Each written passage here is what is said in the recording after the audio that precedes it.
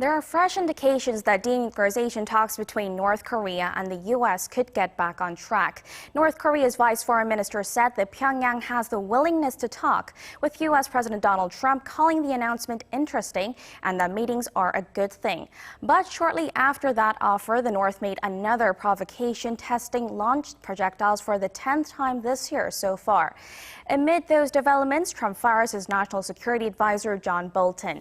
Today, we go in-depth into what all this means for the stalled denuclearization talks between Pyongyang and Washington. For that, Dr. Myong-hyun, a research fellow from the Asan Institute for Policy Studies, joins me in the studio today. Welcome to the program. Thanks for having me. So, U.S. President Donald Trump has fired his national security advisor, John Bolton, and his departure comes a year and a half after he was on the post. Trump said that he had disagreed strongly with the suggestion that Bolton made regards foreign policy. What did you make of the announcement? Well, it was actually it was a very interesting outcome in a way because I think at the beginning when John Bolton was first appointed to the position of National Security Advisor last year, there's some fear that Bolton will be able to dictate essentially the terms of U.S. foreign policy to President Trump. But then the opposite has happened. And clearly, President Trump is in charge and control of his national security policy. And at the same time, I think President Trump, by appointing John Bolton to this position, he tried to project this image of a good cop, bad cop kind of routine, where obviously President Trump would serve as the good cop compared to Bolton being the bad cop. But then I think, despite all this routine, it was actually quite successful, I think, in a way, especially to bring North Korea to the negotiation table at the beginning of last year.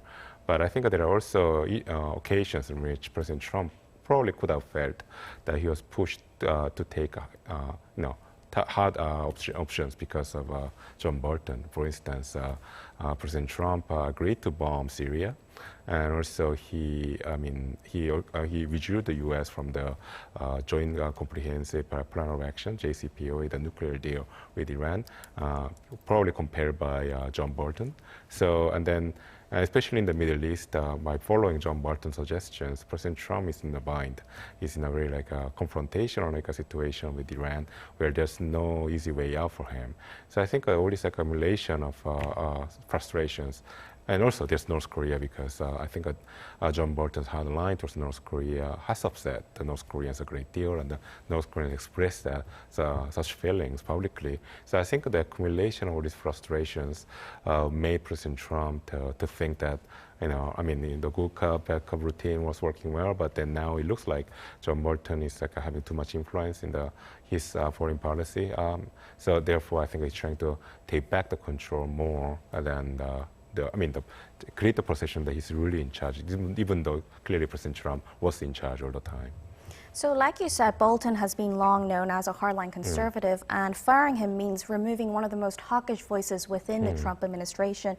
Now, can we expect significant changes in Washington's foreign policy stances with his departure? And in terms of North Korea, do you think Bolton's departure would influence it in a better or worse way? Well, I think even though John Bolton was a hardline, hawkish voice within the administration, he was, also tried to get along well with President Trump. He clearly had a very strong ideological positions and tried to reflect that his own ideology, not President Trump's, but his own ideology in the President Trump's administration's policies towards North Korea, Iran, and elsewhere. And in that case, this hardline position now is going to have a less of an impact, obviously, because it's gone.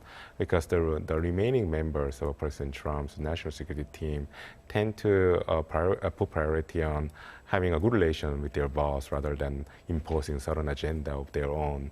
And for example, Secretary of State Mike Pompeo is known to trying to get along with President Trump, trying to somehow match, follow President Trump's unpredictable actions and behaviors regarding foreign policy. And I think President Trump would feel more at ease with the current existing remaining national security team. And that would mean that, even though he'll be at peace, so to speak, with his team, on the outside, from our point of view, from outside of Washington, what we're going to see is that President Trump's unpredictability, his change of preferences, choice or change of the options, which actually creates a lot of uncertainty in the allies, especially. That's going to be even more pronounced now. I mean, for instance, I think President Trump, in North Korea's case, he'll try dialogue for now. I mean, I think he'll be more serious about dialogue than he has ever been. But it could be that when he's actually disappointed about the outcome of dialogue, and also we know that President Trump is not a very patient man, if there's a disappointing outcome from the dialogue with Pyongyang, he might actually lash out in a way that's unpredictable to us. So I would say that the level of unpredictability will go up, at least in the medium term. That too, but some also say without a hawkish voice within the administration, Washington may actually settle less for the deal of complete denuclearization. What's your take on this? Well, clearly that's, that could happen in short term.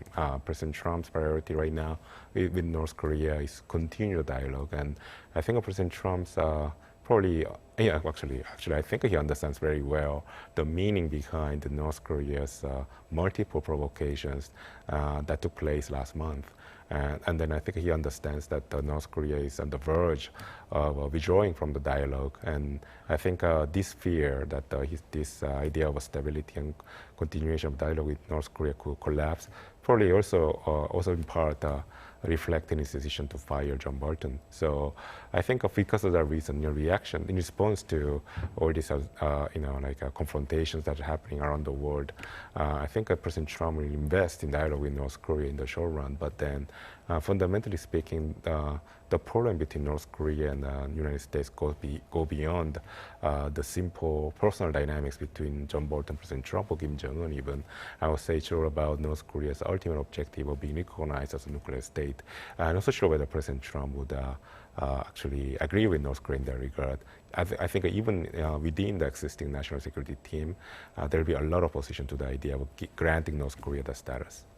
So it's expected that Donald Trump will go ahead to tap a new advisor within next week. Who is being considered, and what will it mean for Washington's policy towards North Korea? So I think President Trump is going to choose somebody who has like a less of a strong personality, so to speak. John Bolton was known to have a very strong personality, and he was a bureaucratic infighter, and that created a lot of tension and conflict within the national security team, also we heard. So, I mean, President Trump clearly is going to go for somebody who's more of a team player, less confrontational, less personality driven. And I think, one indication comes from a recent interview by Senator Graham, was a good friend of President Trump, and he mentioned three names. He mentioned Rick Waddell, who's a former general, so he's another general, Keith Kellogg, as well as Brian Hook, who's a special representative to Iran right now, representing the State Department, working under Secretary Pompeo. All these three people are actually good team players, apparently. And then on the wildcard side, there's also Steve Biegun, who's a special representative to North Korea. So, and these are these people are known to be, they don't not to great President's feelings, and they tend to try to, put a lot of effort to getting along with the president. So I think they are trying to reflect President Trump's preferences. In the case of North Korea, who, no matter who gets appointed to this new post of, the post of a national security advisor, he or she will try to reflect the president's preferences in each case in the particular moment that's about continuing dialogue with North Korea. I'm sure North Korea will be keeping its eyes on this announcement as well. Prior to the abrupt announcement of Bolton's departure, North Korea's Vice Foreign Minister Choi Sun-hee expressed willingness to talk with the U.S. at a time and a place agreed in late September. Now, Trump quickly responded, saying that he'll see what happens and the meetings are, quote, a good thing. Now, it's a change in the mood that we've seen in the recent months. Why do you see this sudden change of course? Well, I think it's not so much about change in attitude from Pyongyang. It's more about more receptiveness to dialogue from Washington, I would say. Despite the fact that the statement came in the other way, statement for dialogue came first from Pyongyang. I think what's happening right now is that Washington, as I mentioned before, finally understanding that North Korea is is so upset about the lack of progress happening in the dialogue front that they're willing to break off the negotiation with Washington. So, I mean, President Trump has claimed credit for the stability and also, the maintenance of dialogue with Pyongyang. So he will have to put more effort into continuing this dialogue with Pyongyang, and therefore, in that case, this means that the United States should be ready to meet with the North Korean counterparts sooner rather than later. And from the North Koreans' point of view, I mean, even though I think the North Koreans are increasingly frustrated after, they were, because of a lack of a positive attitude, quote unquote, regarding negotiations from Washington. I mean, they have stated already, Kim Jong-un himself stated already earlier this year that they wait until the end of the year for the United States to be more proactive in negotiating with North Korea.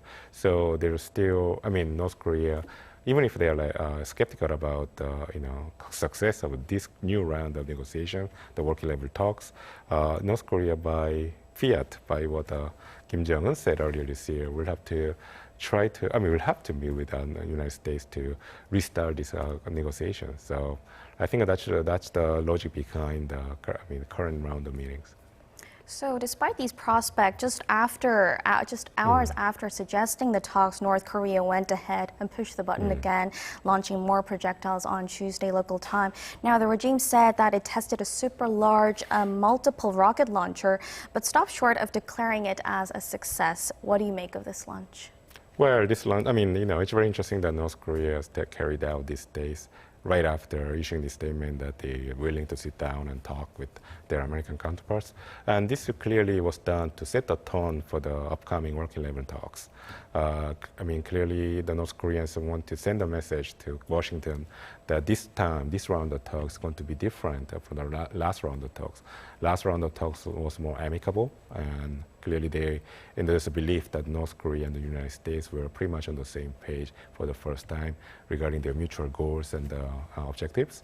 But then this time, North Korea is basically saying that their baseline position is a lot more aggressive, meaning if the United States doesn't bring something to the table, put on the same table something that satisfies Pyongyang, North Korea is going to raise the level of provocations. That's the meaning behind the current, the latest missile provocations.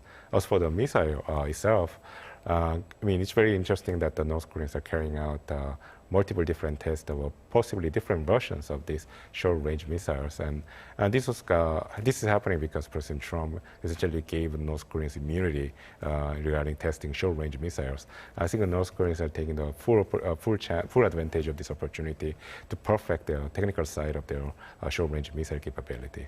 So it does seem that U.S. President Donald Trump doesn't seem to be too bothered by the short-range projectiles. Now, while there is doubt, without doubt, there's fresh hope for this dialogue, and it comes about 3 months since the DMZ encounter between Donald Trump and North Korean leader Kim Jong-un, and there they decided to hold working levels within 2 to 3 weeks. Now, the interest seems to be when or where and what occasion this can take place. So what's your bet? Well, Vice Minister Chesoni mentioned that it's going to take place sometime this month in September, and there are many places and time that the North Koreans and the Americans could meet. One is the upcoming General Assembly meeting in New York. We don't know whether North Korea's Foreign Minister Lee Young-ho would attend, but then there's some chance that he might go there, and then New York could be a natural setting for both sides to sit down and talk on the sidelines of the General Assembly. But I think more likely is that since there's a short time and less time to prepare for long-distance travel, chances that the meeting could take place somewhere in this region, maybe in Panmunjom. We easy reach for North Koreans, obviously, and then Stevie Gan love to come to Seoul all the time and have some chicken dish. So maybe we'll try that again.